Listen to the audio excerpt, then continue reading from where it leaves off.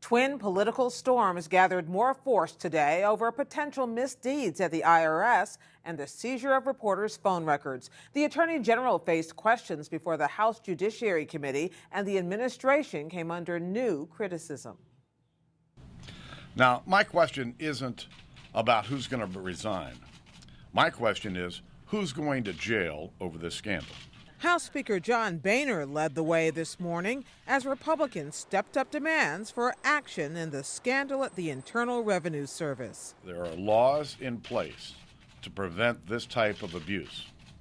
Someone made a conscious decision to harass and to hold up these requests for tax-exempt status. That followed last night's release of a report from the Treasury Department's Inspector General. It found the IRS used inappropriate criteria that identified for review Tea Party and other organizations applying for tax-exempt status based upon their names or policy positions. And there was more. USA Today reported that during the same period, the IRS approved perhaps dozens of applications from similar liberal and progressive groups. Mr. President. On the Senate floor, Republican Minority Leader Mitch McConnell pressed the White House to make sure the IRS cooperates fully with congressional investigations. These allegations are very serious. That there was an effort to bring the power of the federal government to bear on those the administration disagreed with in the middle of a heated national election. It actually could be criminal. And we're determined to get the answers. McConnell and the other 44 Republicans in the Senate signed a letter to President Obama demanding full compliance. White House Press Secretary Jay Carney said today the president is committed to getting to the bottom of what happened. He expects people to be held accountable if they engaged in inappropriate activity, inappropriate conduct. He expects the Treasury Department and the IRS to take all the necessary actions to ensure that this kind of thing cannot happen again. Please rise. I will begin. Attorney General Eric Holder has already begun a criminal investigation into the IRS matter, but some lawmakers see larger patterns at work. Republican Congressman Steve Chabot of Ohio. I believe there's been a pattern by this administration in not taking responsibility for failures, avoiding blame, pointing the fingers in somebody else's direction. Would you agree with that? No. I thought you might say that.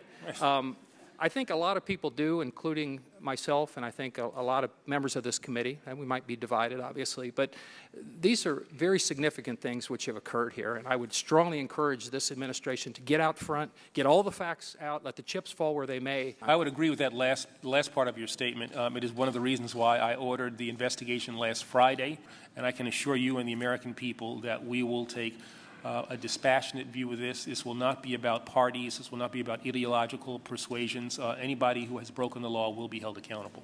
Still, House Republicans have frequently accused Holder of stonewalling their investigations, even citing him for contempt. That bad blood was on sharp display when Holder's leading critic, California Congressman Darrell Issa, complained the department failed to hand over emails in another matter involving the Civil Rights Division. I will certainly look at the request. It's not something that I have personally been involved in, but I'll look at the request and try to be as responsive as we can. I'm sure there must have been a good reason why only the to and from parts were provided. Yes, you didn't want us to see the details. Mr. Attorney General, knowing the to and from, typically do. Knowing the to and... I'm not going to stop talking now. Characterize something as something Mr. Chairman, would you inform the witness as to the rules of this committee? Appropriate and is too consistent with the way in which you conduct yourself as a member of Congress. It's unacceptable and it's shameful. Holder also faced criticism from lawmakers on both sides of the aisle about the Justice Department's decision to subpoena phone records from the Associated Press. It's part of an investigation into leaks about a failed terror plot last year. The Attorney General says he recused himself from the probe early on because he was one of the officials who had access to the information that was leaked. Instead, he named his deputy, James Cole, to handle the matter, and Cole, in turn, made the decision to seek the phone records. California Democrat Zoe Lofgren pressed him on that decision. Well, this is both an ongoing matter and an ongoing matter about which I know nothing. So I'm not in a position really to answer that question. But here's what I do think. I do think that at the conclusion of this matter, and when I can be back involved in it, that given the attention that it has generated, that some kind of after-action analysis would be appropriate. But it seems to me the damage done to a free press is substantial and will continue until corrective action is taken. And